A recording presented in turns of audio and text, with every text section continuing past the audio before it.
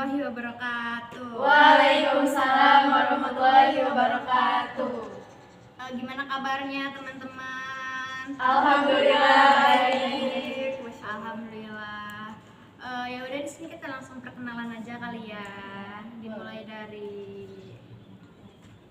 perkenalkan, nama saya Rini Apriani, bisa dipanggil Rini. Halo Rini. Hai teman-teman, semoga kita bisa berteman yang baik ya. Iya. selanjutnya Nida. Perkenalkan, nama saya Nida Marsana. Kalian bisa manggil saya Nida. Halo Nida.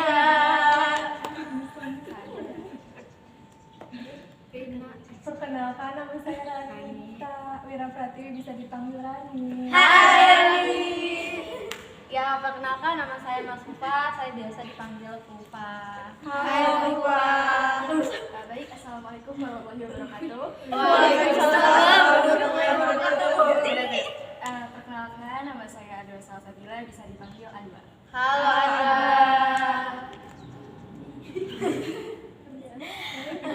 Halo, perkenalkan saya Intan Cahyani. Saya dipanggil Intan. Halo Intan. Perkenalkan, nama saya Sima Auliani, bisa dipanggil Sima. Halo Sina. Enggak, nanti lah. Selanjutnya, sebelum kita memulai acara ini, lebih baik kita berdoa dulu. Berdoa mulai.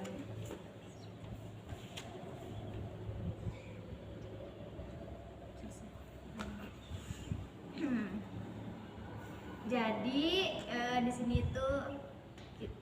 saya akan menjelaskan tentang bimbingan konseling kelompok. Jadi bimbingan konseling adalah salah satu layanan bimbingan kelompok untuk memberikan bantuan kepada anggota kelompok untuk mengembangkan minat dan bakat dengan memanfaatkan dinamika kelompok. Dinamika kelompok adalah suatu interaksi yang ada di dalam anggota kelompok. Terus ada asas-asas bimbingan kelompok. Asasnya itu terbagi 4. Pertama, asas kerahasiaan, asas kesukarelaan, asas keterbukaan, sama asas kegiatan. Kalau asas keterbukaan itu kita di sini sebagai anggota kelompok harus terbuka satu sama lain. Kalau asas kerahasiaan, kita harus merahasiakan informasi-informasi yang kita dapat. Kalau asas kesukarelaan, yaitu kita sukarela memberikan atau membagi informasi yang ada. Nah, yang terakhir terusnya asas kegiatan. Asas kegiatan itu terbagi menjadi dua topik. Yang pertama topik tugas dan topik bebas. Kalau topik tugas itu pemimpin kelompok yang memberikan topiknya. Kalau misalkan topik bebas itu anggota kelompok atau kalian yang memberikan topiknya. Selanjutnya ada tujuan bimbingan kelompok, yaitu untuk mengembangkan minat dan bakat, untuk melatih mengemukakan pendapat, untuk melatih komunikasi. Habis itu komponen kelompok itu ada 3. Yang pertama pimpinan kelompok, terus anggota kelompok, sama dinamika kelompok. Mau pakai topik bebas nih ya? Mau pakai topik yang mana? Mau pakai topik apa gitu? Gimana kalau topik bebas pada hari ini pembahasan itu tentang pelecehan seksual? Soalnya kan banyak banget ya sekarang kejadian yang terjadi gitu, ataupun yang marak tentang pelecehan seksual. Gimana? Setuju nggak? Setuju sih. Setuju. Gimana kalau tentang pergaulan bebas? Tapi saling berkaitan di situ ya. Iya, itu saling berkaitan sih, ntar jadi Bisa lihat pembahasannya. Jadi apa nih topik judul yang bakal dipilih? Ya, Pelecehan seksual aja yang lebih ini ya, kata-kata yang boleh. Yang Fufa tahu emang pelecehan seksual itu kayak gimana? Nah, mungkin kasus pelecehan seksual itu kan biasanya yang jadi korban kan ya kebanyakan ya wanita gitu kan, ataupun remaja ya bisa juga sih kayak anak-anak juga yang di bawah umur kan sekarang. Banyak sih sekarang. Iya banyak gitu kan. Iya. Jadi kayak pelecehan seksual tuh sekarang tuh makin kayak Merajalela. apa ya, merajalela gitu, makin kayak malah kayak itu tuh kayak dianggap tuh sepele gitu tuh ya. Malah dianggap sepele. Jadi kayak sebenarnya pelecehan seksual tuh harusnya tuh itu ya apa dicegah gitu tuh. Harusnya gimana caranya supaya kita itu bisa menjaga diri kita juga gitu, kita bisa menjauhi hal-hal yang seenggaknya berkaitan dengan yang menuju ke arah situ gitu loh. Menurut saya sih gitu ya, tentang pelecehan seksual. Sebenarnya gini nggak sih, kayak tadi kan Fua bilang ya untuk menjaga diri kita gitu kan, dari biar terhindar dari pelecehan seksual. Kayak percuma nggak sih kita menjaga diri tapi lelaki-lelaki di sana kayak nggak bisa menjaga diri mereka gitu, kayak nggak bisa menjaga ya intinya lah nafsu merekanya gitu. Jadi sebenarnya yang harus dijaga itu laki-lakinya nggak sih, pola pikir laki-lakinya yang harus diubah mindsetnya gitu ya nggak sih gitu. Kayak zaman sekarang kayak banyak kan, misalkan yang ada tuh yang make, misalkan yang make cadar, yang make gamis gitu, tapi mereka tetap kena pelecehan, padahal kan mereka sudah berusaha menutup diri gitu kan gitu. Gimana, ada yang mau nambahin lagi? Sedikit menanggapi ya. Sebenarnya tuh emang kebanyakan itu terkena itu wanita, tapi enggak semua wanita juga ya. Kayak apa sih, laki-laki juga bisa kena, jadi nggak bisa saling salah gitu. Kayak apa ya, yang tadi juga perempuan yang bercadar juga pun kena, kayak fetish mereka mungkin ya, dari apa ya, Iya. Banyak gitu kan. apa Ya gimana ada? silakan. Ya, jadi gimana? Ada yang mau nanggepin, Rini? Apa ya, menurut ini gimana? Ke pergaulannya juga nggak apa-apa, kayak masuk-masuk gitu. Kalau menurut Rini ya sekarang tuh kayak ya kan benar tadi kata Pupah marak gitu kan. Kayak sekarang tuh kayak di mana-mana tuh bahaya bisa aja datang, kayak pelecehan tuh bisa di mana-mana. Bahkan banyak gitu loh yang bapak perkosa anaknya gitu, kakek perkosa cucunya. Nggak bisa kita apa ya, nggak bisa kita hindari karena banyak gitu. Mungkin bisa, tapi kan kita nggak tahu nih pikiran bapak-bapak, pikiran orang-orang tuh kayak gimana gitu. Kayak ngelihat kita, padahal kita udah berkerudung, ngelihat kita kayak nafsu aja gitu kan, kita nggak tahu. Iya. Jadi yang kita bingungin kayak terus di mana sih letak aman bagi perempuan di rumah aja masih dilecehin gitu ya kan? Iya. Terus juga tentang pergaulan nggak sih, kalau misalkan laki-lakinya nih kayak pergaulan bebas gitu, kayak ngikut-ngikutin kayak pergaulan misalkan orang-orang barat ya kan, dia kan orang-orang barat kayak seks bebas, itu kan bebas-bebas aja kan, kayak Boleh diperbolehkan. iya. Jadi kayak mungkin cowok-cowok di luar sana, cowok-cowok orang Asia ini, Indonesia ini kayak mikirnya ya udah sih di barat aja biasa aja gitu ya nggak sih? Niru yang di barat-baratan gitu ya. Iya, padahal kan kita di sini Budaya kita beda. Iya, jadi Kok gak Pak? nah iya jadi kita juga harus sadar yang pertama kalau misalnya kita itu fitnah gitu ya, godaan terbesar bagi laki-laki. Jadi di Islam juga udah ada kayak batasan-batasan kita ketika sudah dewasa, yang itu ya ada misalkan nggak boleh tidur bareng, yang tadinya kita kecil suka tidur sama bapak gitu misalkan ya, saling bareng gitu. Nah ketika kita sudah balik dewasa itu ada batasan-batasannya juga sama orang tua gitu.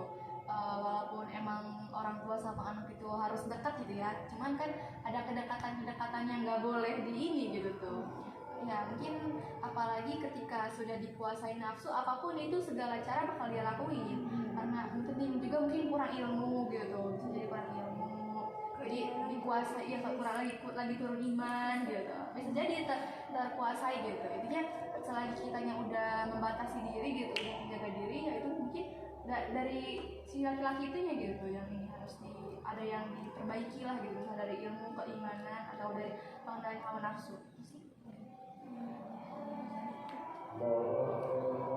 Ada lagi yang mau nanggapin? Tunjuk aja kan tadi udah lumayan gede jadi Sima boleh.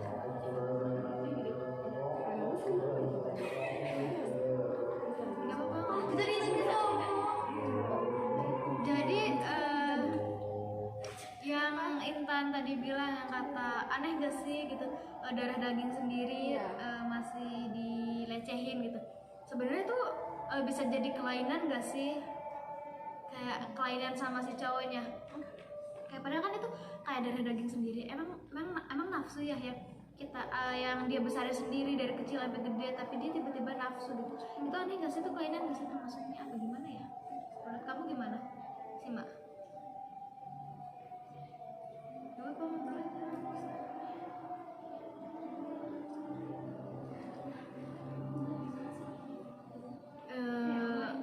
Itu termasuk kelainan gak sih kalau misalkan kita orang tua kita sendiri ngelecehin anaknya sendiri gitu? enggak sih kalau itu mah dari dia sendiri nafsu sih, lebih ke nafsu. Terus didorong dari setan gak sih? Iya, nafsu dikuasai gitu, Dikuasai setan. Ya, apalagi kan nafsu itu kayak bener-bener jihad ya, maksudnya lebih kayak umpamanya lebih kayak berperang gitu, bukan berperang melawan para orang-orang yang membangkang gitu, tapi kan melawan diri sendiri itu lebih dari jihad, sama kayak jihad, makanya berat banget gitu. Terus juga kayaknya ya harus bersyukur, tau gak sih?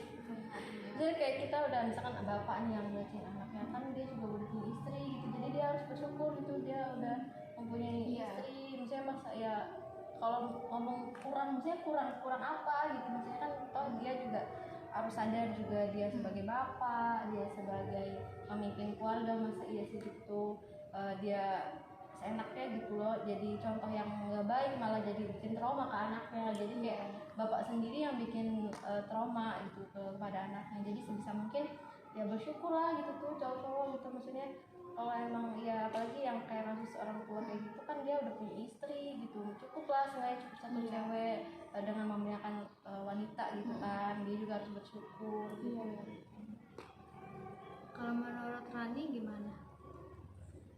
Kalau menurut saya ya kan kita tinggal di Indonesia gitu, yang dimana negara ini negara demokratis gitu kan, harusnya emang kan kita udah punya RUU PKS nih, RUU rancangan undang-undang penghapusan kekerasan seksual, RUU penghapusan kekerasan seksual.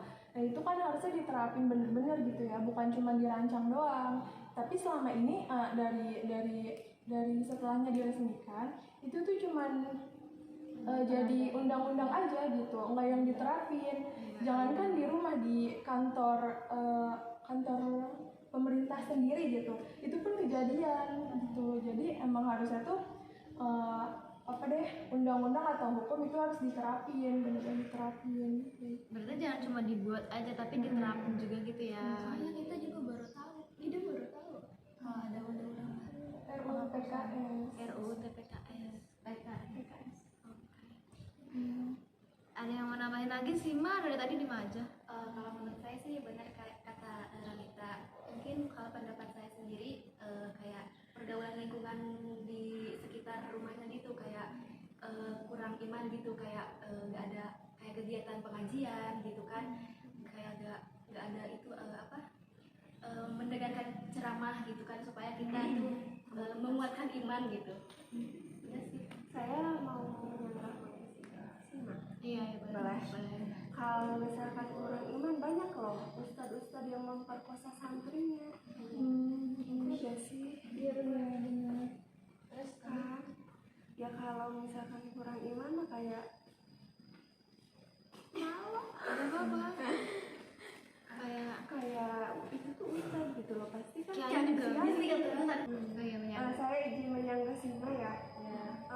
Kan kata Sima itu karena kurangnya iman, lingkungan yang kurang iman. Padahal sekarang tuh banyak kasus yang ustadz yang perkosa santriwatinya gitu ya, sampai hamil bahkan. Nggak cuma satu gitu loh, sampai beberapa santri dihamilin gitu kan. Kan itu ustadz ya, jelas kan punya ilmu gitu kan, punya murid juga gitu.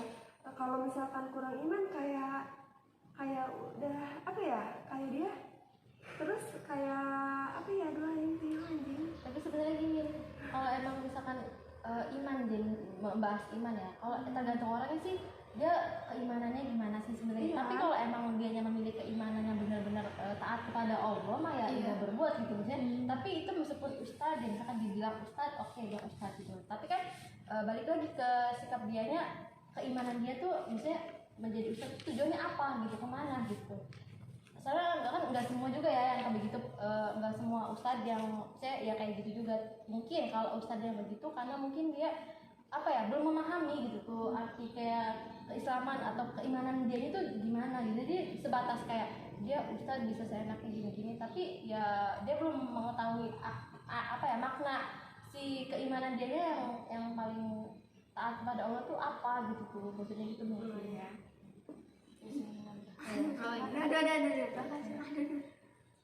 Jadi gimana ya, kalau misalkan ustadz itu sama-sama manusia sama kita, pasti namanya manusia, iman naik turun gitu ya. Nah kalau misalkan kita juga kan apa ya, yang dijadikan guru itu kan harus pilih ya, maksudnya kan ada yang guru juga, ada yang membawa gurunya guru apa dulu nih gitu.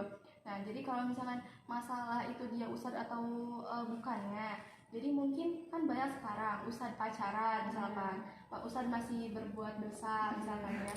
Nah itu tuh akibat dari dosa-dosa atau maksiat yang dilakukan, karena keterangannya ada kalau misalnya dia berbuat dosa atau maksiat itu akan ada titik di hati kita gitu. Semakin kita banyak berbuat dosa, semakin menutupi hati kita, jadi menolak kepada kebenaran. Jadi intinya ilmu itu hanya sampai ke otak, tidak sampai ke hati, karena hati itu sudah gelap dan menutup kebenaran. Itu sih mungkin karena dia tuh akibatnya itu karena itu banyaknya dosa atau maksiat yang dia perbuat, dan sehingga dia imannya turun itu karena itu gitu. Oh iya, satu lagi ya, karena kan kalau misalkan laki-laki itu tuh kan harus hasratnya tuh kan harus terpenuhi ya kalau udah kayak gitu, karena itu salah satu yang bikin dia ini nggak sih, kayak ke hormon, ke kesehatan badan juga bisa ngaruh kan. Kalau hubungan seksual itu kan katanya mungkin ketika dia melihat perempuan, nih juga pelajaran buat kita gitu. Kalau kita udah jadi berumah tangga misalkan ya, kan di Islam tuh ada kalau misalkan si laki-laki ini misalnya kita jadi laki-laki misalkan contohnya melihat perempuan, hasrat kita bangkit di gairah kita, cepatlah ke rumah kalian, karena kalian di istri-istri kalian pun sama memiliki hal itu. Jadi ketika suami kita bisa tiba-tiba ke rumah, hai pengen ngajakin seksual gitu ya, itu jangan ditolak gitu tuh, karena itu udah berusaha menjaga diri dari perempuan yang belum halal gitu loh.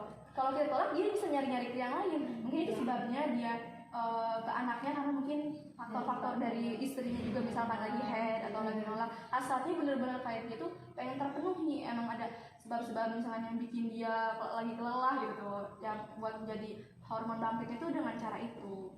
Ya kayak gitu sih.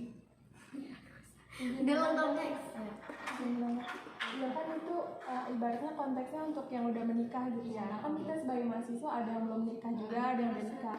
Nah, agak tinggi suaranya biar kedengeran. Ini ulang. Izin menanggapi Ado ya. Jadi kan kalau Ado tuh konteksnya tadi untuk laki-laki yang sudah menikah gitu ya. Nah kita kan sebagai mahasiswa pasti ada yang belum menikah juga udah ada yang menikah gitu kan. Nah ini konteksnya yang untuk yang belum menikah gitu. Nah kan kalau laki-laki tuh ibarat dia tuh punya mimpi basah gitu ya. Jadinya misal kalau dia nih lagi ada hasrat gitu, tinggi hasratnya ngelihat siapa gitu kan, itu juga bisa ditahan dengan cara ya kesibukan yang lain gitu. Dia langsung sebisa mungkin dia langsung menundukkan pandangan, langsung mencari kesibukan, entah bermain game atau mencari hobinya gitu kan. Dialihkan gitu ya. Lebih dialihkan aja gitu, bukan yang ditahan, karena emang namanya kita tuh sebagai manusia ya makhluk biologis gitu, punya nafsu, punya keinginan gitu kan. Jadi ya sebisa mungkin kita alihkan ke game, ke hobi gitu biar seenggaknya tuh agak apa ya, bukan berkurang gitu, lebih ke menahan sebentar aja gitu, karena kan dia ada fasenya untuk mimpi basah yang dimana pasti hormon tersebut bakalan keluar gitu, nanti bisa reproduksi lagi nggak keluar lagi lewat mimpi basah. Intinya kalau mau berbuat begitu halal dulu. Kita ice breaking dulu ya. Jadi ice breakingnya itu ada yang mau ngusulin nggak kayak gimana? Gimana kalau kita kasih yel dulu ya biar semangat gitu. Kayaknya tepuk semangat. Biar kita semua di sini semangat. Ini kayak gini, tepuk semangat. Semangat. Semangat. Semangat. Gitu. Oke, Kak, coba yuk. Yuk, coba ya. 1, 2, 3. Tepuk semangat. Semangat. Semangat. Semangat. Ada yang lain nggak? Ice breakingnya apa lagi ya? Biar tambah semangat. Yang mana? Oh, iya. Kalau nggak pramuka atau apa ya? Tepuk pramuka. Mau apa dulu gitu? Yang tadi tuh yang di video Pupa, tepuk 1 kali, Oh iya. tepuk 2 kali, tepuk 3 kali, Ah, iya. 4 Coba ya. kali, tepuk 5 kali. Oh, iya. Tepuk 3 aja. Itu lagi konsen. Tepuk 3. Tepuk 1 kali. Tepuk 2 kali. Tepuk 3 kali. Tepuk 4 kali. Iya. Itu tadi jelasin dulu nggak sih? Kita bergantian tepuk kayak Oh, gini. iya. Nanti ditunjuk Coba, satu. coba yuk ulangin. Tepuk 1 kali. Tepuk 2 kali. Tepuk 3 kali. Tepuk 4 kali.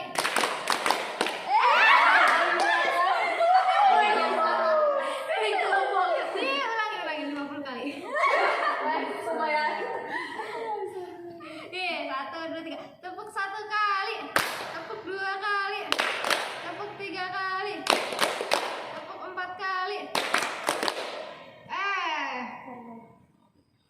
Coba sendiri.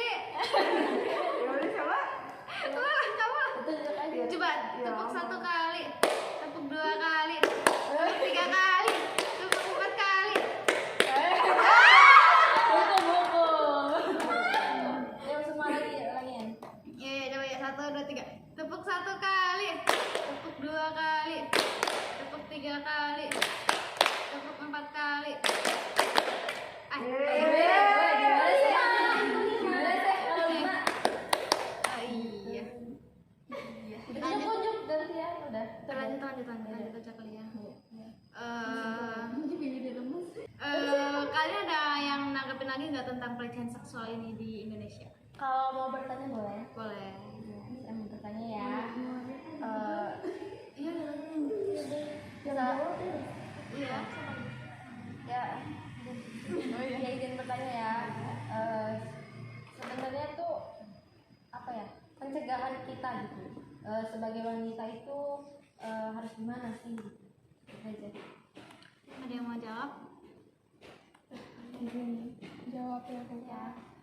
Kalau kita kan sebagai perempuan, nah alangkah baiknya walaupun kita perempuan juga harus bisa bela diri, itu sih. Karena kalau misalnya ke hukum nggak berlaku, ke orang terdekat nggak berlaku, jadi mau nggak mau kita harus melindungi diri sendiri dengan cara ya bukan berpakaian rapi doang, kayak terbukti tadi yang udah tertutup sampai pakai cadar, niqab semuanya tertutup tetap aja dilecehin. Nah kita dengan cara ya bela diri kayak gitu. Tujuannya itu ya cewek bela diri itu. Iya, untuk mencegah. Ada lagi yang mau menanggapi?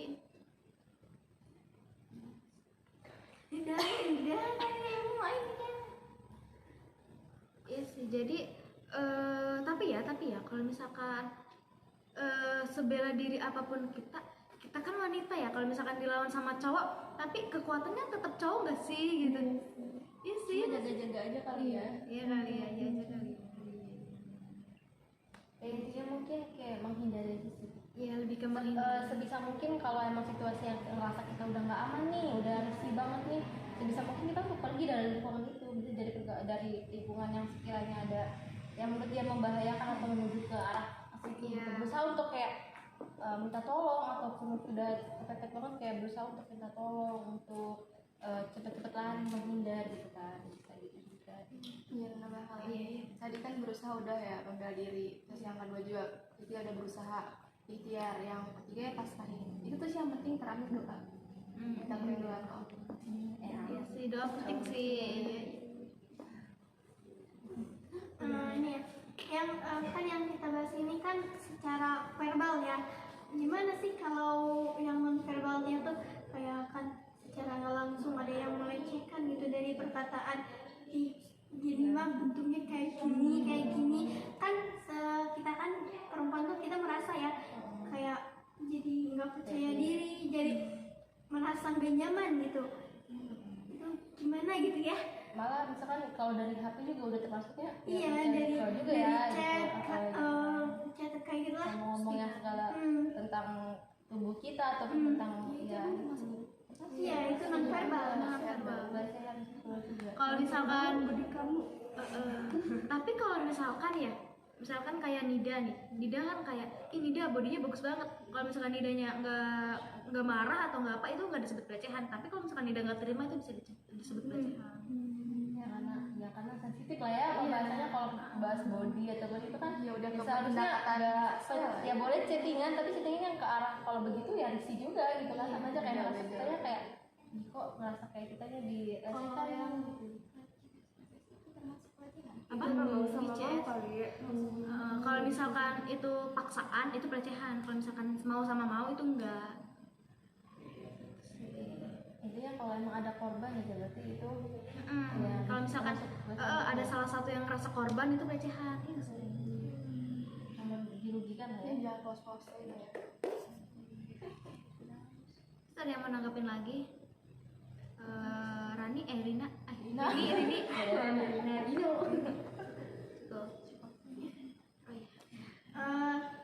Kan ada kan ya pelecehan secara non verbal. Kita tuh bisa kan ya melapor kayak gitu, tapi banyaknya wanita tuh kenapa ya nggak mau gitu melaporkan.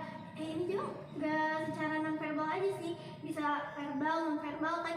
Kebanyakan wanita itu apa sih, malu gitu, takut melapor. Padahal kan itu bentuk kayak apa sih, jaga diri kita gitu. Kayak melaporkan itu kayak kita tuh apa ya, melawan. Jadinya tuh mereka itu takut. Jadi kenapa banyak korban itu karena yang kebanyakan itu yang jadi korban itu nggak melapor. Jadi kebanyakan itu mengikuti karena si korban ini apa sih ya nggak takut, si korban ini takut untuk melapor. Jadi Ya kan misalkan kita ngelapor gitu, tapi kayak polisinya, kamu ya pakai baju terbuka gitu kan, kamu ya kenapa mau, kamu ya diem aja sih gitu ya nggak sih. Jadi kayak seakan-akan si korban ini juga kayak ikut menikmati, padahal kan enggak gitu. Iya. Jadi kesimpulannya kayak gimana? Ada yang mau nambahin tentang kesimpulannya nggak? Ufa? Ya mungkin kesimpulannya untuk kegiatan yang materi yang pelecehan seksual gini, ini kita harus menjaga diri ya guys. Sebagai kita perempuan, kita tentu saja senantiasa menjaga diri kita supaya kita terhindar dari hal-hal seperti itu. Sebisa mungkin lah gitu kan kita sebagai wanita untuk apa ya, kayak memberikan apa ya kepada orang-orang itu kayak Edukasi. bukan aja edukasi juga. Kalau memang kita misalkan kita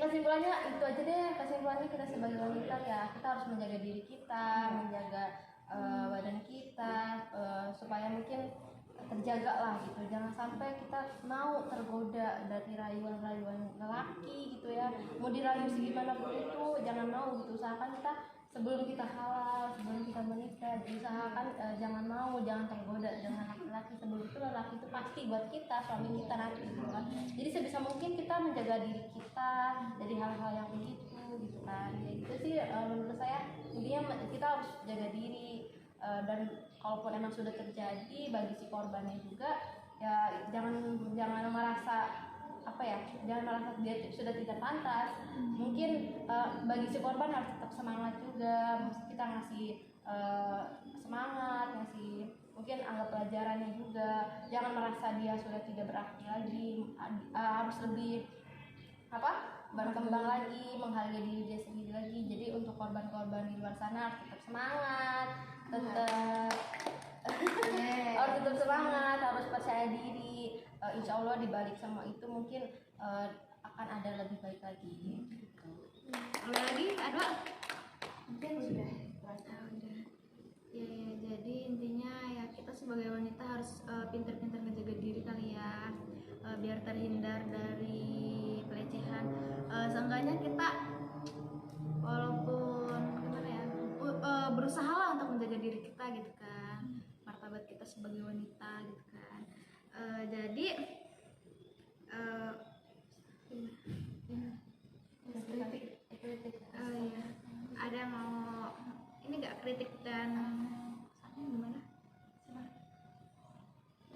Ya mungkin kalau kritik nggak ada ya gitu kan, ya nggak apa-apa. Mungkin kalau kritik kedepannya saran juga, kedepannya kita bisa aktif lagi, bisa terbuka lagi, bisa membahas hal-hal yang bisa bermanfaat untuk kita dan pencegahan untuk kita semua ya.